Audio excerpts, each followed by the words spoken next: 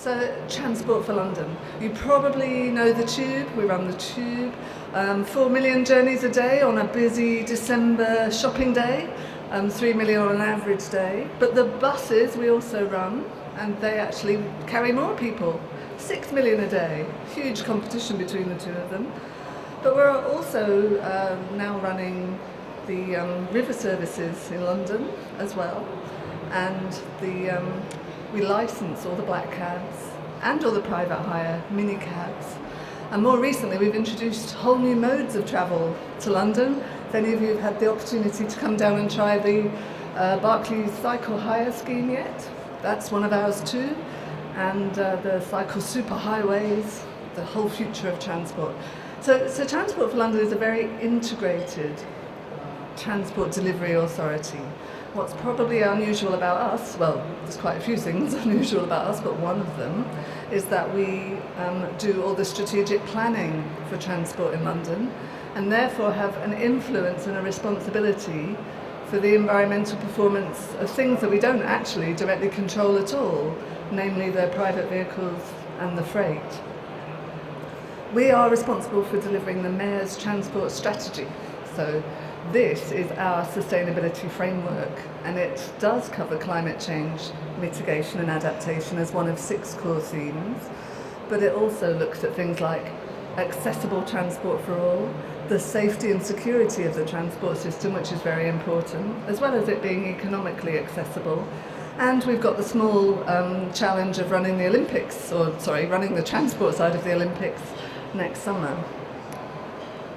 Our approach to sustainability for such a large undertaking has been very much looking at evidence-based policy making and implementation. We do a lot of work with the Greater London Authority because we report directly into the Mayor of London, Boris Johnson. We've done a lot of work with his office to consider what is it that visitors and residents of London are going to be needing. And the Mayor's transport strategy looks forward to 2031. And that analysis has shown that between now and 2031, the population of London is going to get even bigger by another 1.25 million people. And if any of you have been on our services recently, you'll notice that we're going to need to increase our capacity a bit to deal with that. And the number of people working in London will similarly increase. And we reckon that when you add all that together, we need to provide another 30% transport capacity by 2031.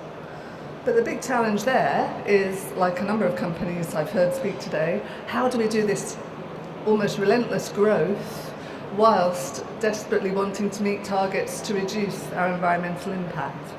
And how do we become more efficient and normalise those targets per passenger kilometre? We want to also change the mode share. That's a very nice techie transport phrase for you. We want to make sure that while we cater for this kind of growth, we do it in a way that's the more sustainable transport modes. So we want more people walking and cycling, we want more people using the public transport system, and we want 5% less people driving and freight going by road as well. And that's all set out as our targets. We're also wanting to deliver the Mayor's CO2 reduction target, which is actually more ambitious than the national one as it stands at the moment, which is to reduce CO2 emissions by 60% by 2025 of what they were in 1990 levels.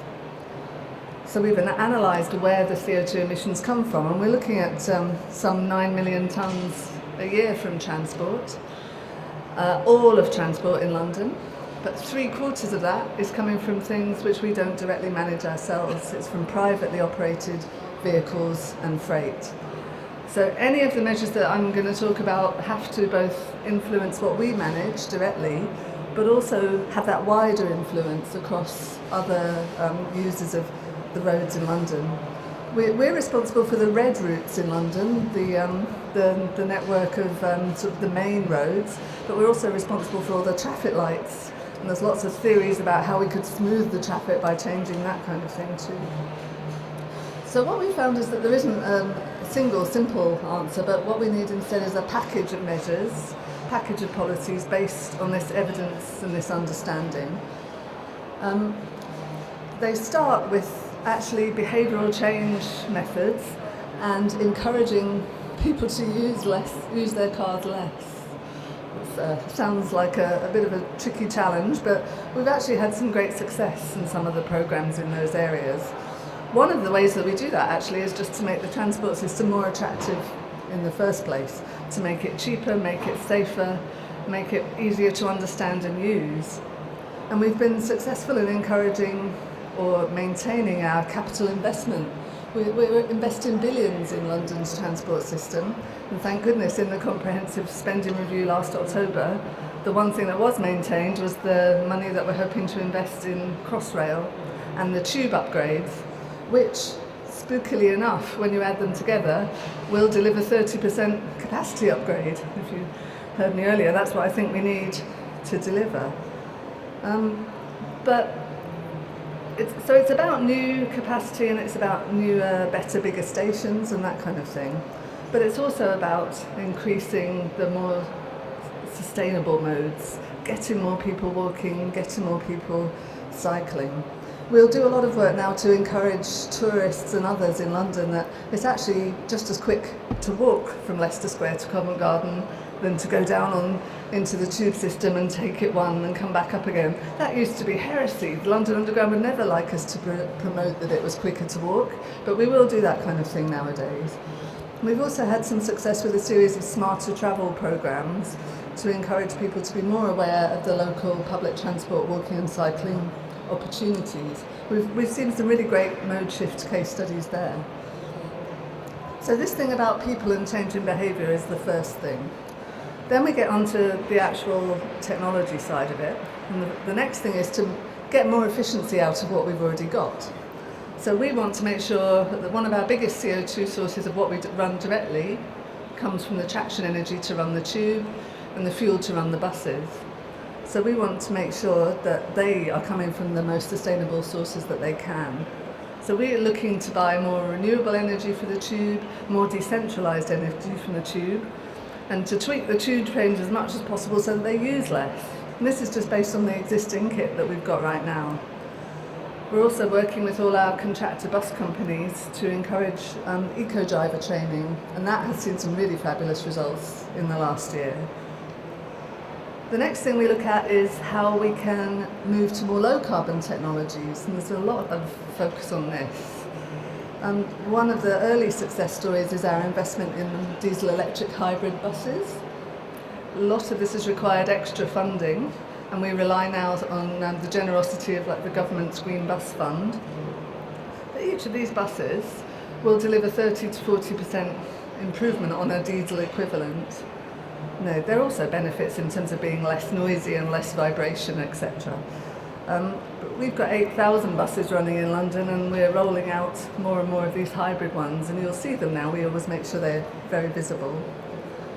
The Mayor's also interested in, very committed to introducing the new bus for London, so the kind of replacement for the Route Master. We've already said that will be hybrid, and it will have various adapting to climate change features on it too. The other thing we're very keen on in London is investing in electric vehicle infrastructure. We launched this spring the Source London, which is to encourage Londoners to be not scared of the electric car, but to know where their local charging point is, to have a very interactive website. We're installing another 1,300 electric vehicle charging points this year, again using a lot of government funding. We're working with a number of private companies to get those charging points where people would use them. We're also trying to lead by example and green our own fleet. So we have support vehicles, cars and vans that go around and look after the main fleet, the trains and the buses and the stations, etc. We're working to get as much as we can of electric vehicles and possibly even hydrogen vehicles into that fleet as well. The other big issue for us in London, though, is air quality. And some of you may have seen the press about making sure that we reduce our particulate emissions and our nitrogen oxides. And a number of these technologies have the benefit that they don't just reduce carbon emissions, but they help with those pollutant emissions as well. And then we're working to encourage the uptake of cycling even further. We want to get it way beyond where it is at the moment, up to 5% mode share. The Barclays Cycle Hire scheme has been a huge success, but we've learnt from that and we're rolling it out further. So there's now a lot of work to get it out into the east of London, actually covering the Olympic area and beyond. So you'll next see it in Tower Hamlets and Hackney and Shoreditch. And at the same time, there's also the Barclays Cycle superhighways, which are dedicated routes, painted blue. I can't think why Boris chose that colour, but they're coming straight in radial routes from Merton into London, and then the new ones will increase at the rate of 2 every year until we've got 12.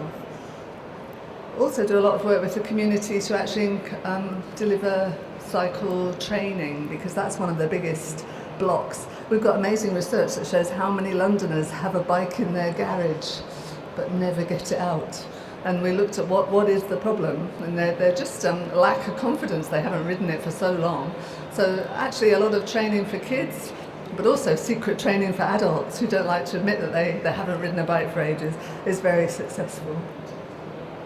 And finally, although it's actually a very small part of our overall footprint, which we do measure and report on, we're also doing a lot of work with our buildings. We've got 50 head office buildings, as well as all our stations and depots. If we just looked at the actual CO2 emissions, we probably wouldn't bother with it because it's 0.1% or something, but we want to show what's possible. We've got a range of very good examples now, both a sustainable office building, and we're just next year, hopefully you'll see it, be able to see Leicester Square as being a showpiece low carbon underground station.